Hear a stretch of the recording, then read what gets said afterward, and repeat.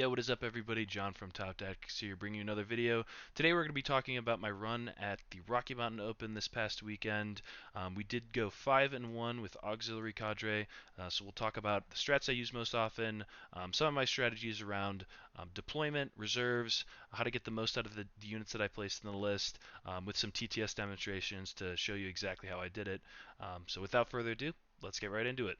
The list that we ran was Auxiliary Cadre. This is the list that I've basically been running with two new additions. So as you can see, I have Shadowsun. I have an Enforcer Commander with Admired Leader, so the extra OC and extra leadership to Cruder Vespid, which is pretty critical to denying primary. I have a unit of broadsides just to deter opponents who have a lot of big stuff or maybe one big unit from putting stuff onto the center objective.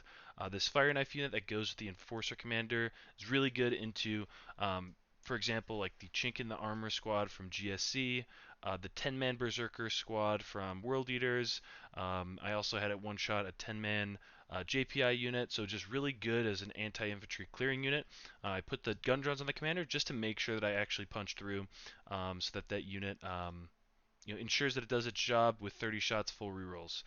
Next, I got two Iron Hammerheads for the flat 3 damage, also with the ability to give them +2 strength in Ox Cadre, so they get to strength 10, helping me punch up into those T10 vehicles. Two units of Carnivores. I did mess around with dropping a unit of Vespid and a unit of Carnivores for a unit of 10 Hounds, but I just found that I'd rather have more Ox units. So I think 2 units of Carnivores is really good for sticking in the middle and whatnot. 3 units of Rampagers at 85 points. They're absolutely mandatory in my opinion. I toyed around with bringing more. The 6-man feels a little bit clunky, so I didn't roll with it this time, but I think the 3-mans are just very efficient for the points. Unit of Pathfinders, and then here is the spice that I added to the list. So it's 2 Razorsharks Strike Fighters.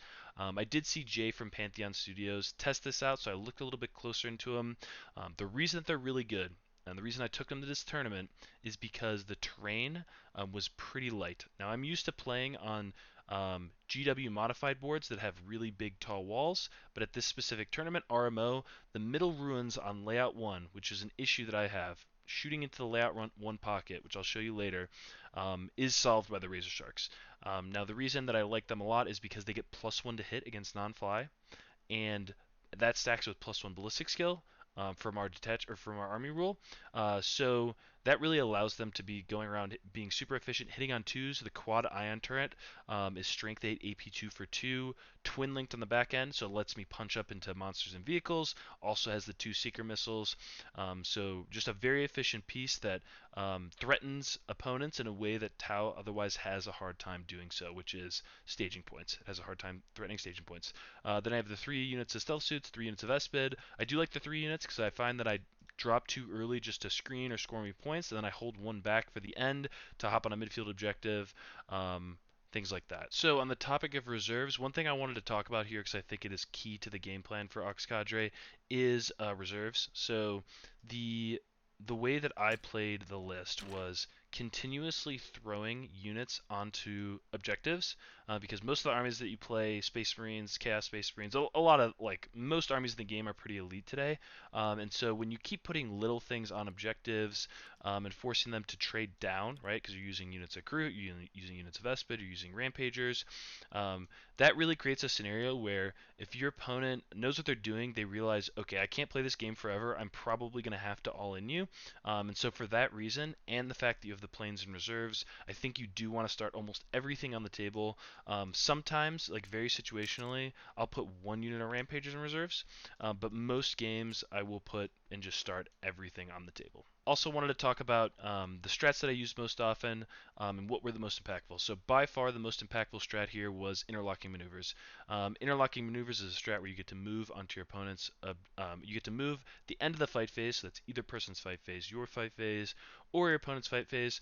I did play on round 1 of Joe's Wargames live stream, so you can see me use that in my first turn. I actually did not shoot anything. All I did was charge Rampagers into a unit of scouts, and then use interlocking maneuvers to then move those Rampagers onto my opponent's natural expansion and deny him primary. I also wanted to show you a quick example here of exactly kind of what this looks like and what happened in a different game. So my opponent pulled turn 1, Cleanse, and Secure No Man's Land. So I against world leaders, I deployed the Pathfinders on the line to make sure I could deny all of his scouts, especially from here because this is the closest point, and also he had some stuff staged up here. So I scouted my Pathfinders back to get off the objective, just to deny Storm Hostile objective and Overwhelming Force. My opponent got a little bit greedy here, so he wanted to cleanse with the Jackals here. So he moved his Jackals up to cleanse right here. And he said, okay, these Exalted 8-bound are going to murder these Pathfinders. This is going to be easy money. So he actually charged off of the point. He charged something like this, and like this. And although this was definitely a swing down, he only killed 9 Pathfinders. So I pulled here, I pulled these guys, and I pulled these guys. So, end of the fight phase. So this is important also because it was the end of the fight phase. These two were actually engaged here. I picked a guy who was engaged with both. So because it's the end of the fight phase, my opponent doesn't actually get to consolidate. This guy couldn't make it to the point, so I knew he only had the 1 OC on the point. So knowing that he has Cleanse, which he started with the Jackals, because he did not charge the Pathfinders with them, and Secure No Man's Land, spent a CP and just put this Pathfinder right on here. It's also nice because he's not battle shocked right now in my opponent's turn because I started at 10-man, so I immediately just denied 5 points off of the bat. And also, this was just an added bonus, but he didn't get to ditch either of those cards, right? He had a secure and a cleanse over here, so he only scored 4 points, didn't get a CP, and is a huge momentum swing for the game because I then, in my next turn, got a couple good secondaries, was able to capitalize, kill both of these units, and deny primary here. Now we're going to hop over and just show you exactly kind of how I deploy the Razorsharks and kind of what I learned throughout my practice games of how to use them effectively. So as you can see, move my crude up right to touch the center, force my opponent to put something on the middle objective. This happened in RTT last weekend. So what I like to do, because it is difficult to get guides on these guys on units that are staging, right? Because you're not really going to have, like, maybe if your Pathfinders survive for 2 turns, it just didn't happen. It almost never happened. You're not really going to get stealth suits over here. So most of the time you're going to have these units, one of these guiding each other. So what really does help is Shadowsun here, right? So I always deployed Shadowsun on layout 1 into this top pocket with the idea, ideally, that I would then turn 2. So important, let me take a step back. This is the reason for putting stuff on objectives so that you can pounce on your opponent with the Sharks if you go first, right? If you go first, put stuff on objectives, force your opponent to both stage here, put things on these objectives.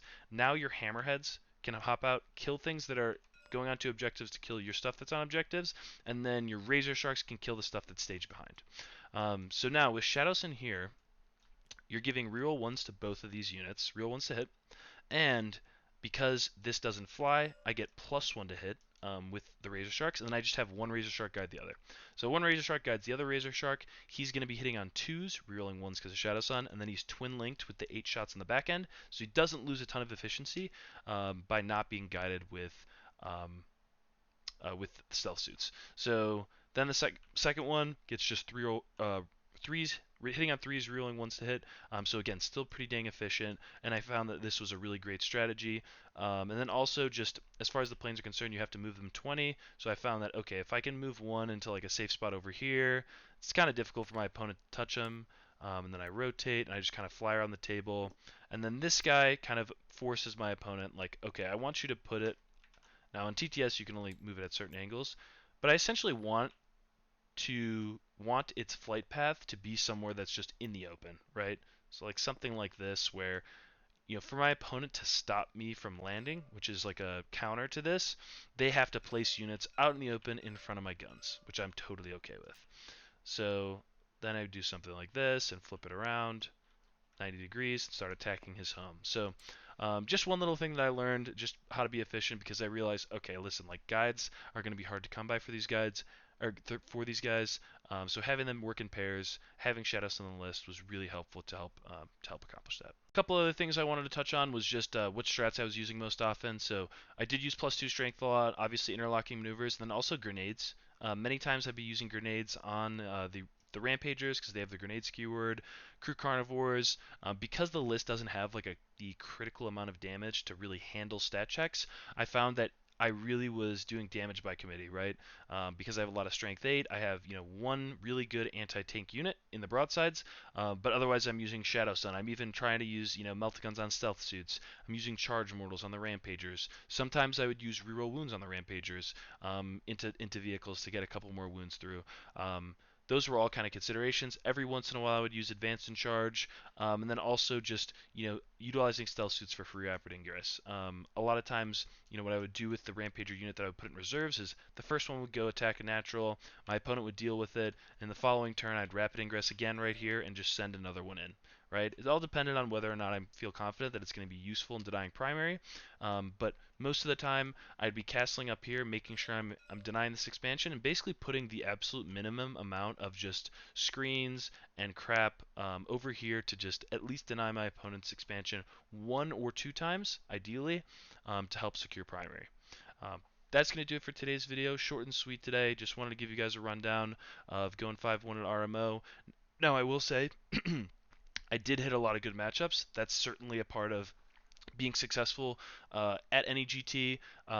This list is built to play and beat Marines. I played Marines twice and I played World Ears twice. Neither of them really had a good answer for the planes, and they were really critical in making sure that I could win those matchups. If you'd like to support me further and see how I play exactly these games, first of all, you can watch the Wargames live stream, but also I upload TTS games for my Patreon members to watch, so they can see exactly what I'm building, what are the newest, latest, and greatest things that I've been working on. So if you'd like to support me over there, I'd really appreciate it. But like I said, that's going to do it for today's video. Do all the YouTube stuff. I would really appreciate it, but I'll catch you guys the next one. Peace. Thanks so much to my Patreon subscribers. Your support helps make this channel possible. It's really humbling to be able to make a little something talking about 40K, something that I love. If you'd like to join the community, please check out the link in the description.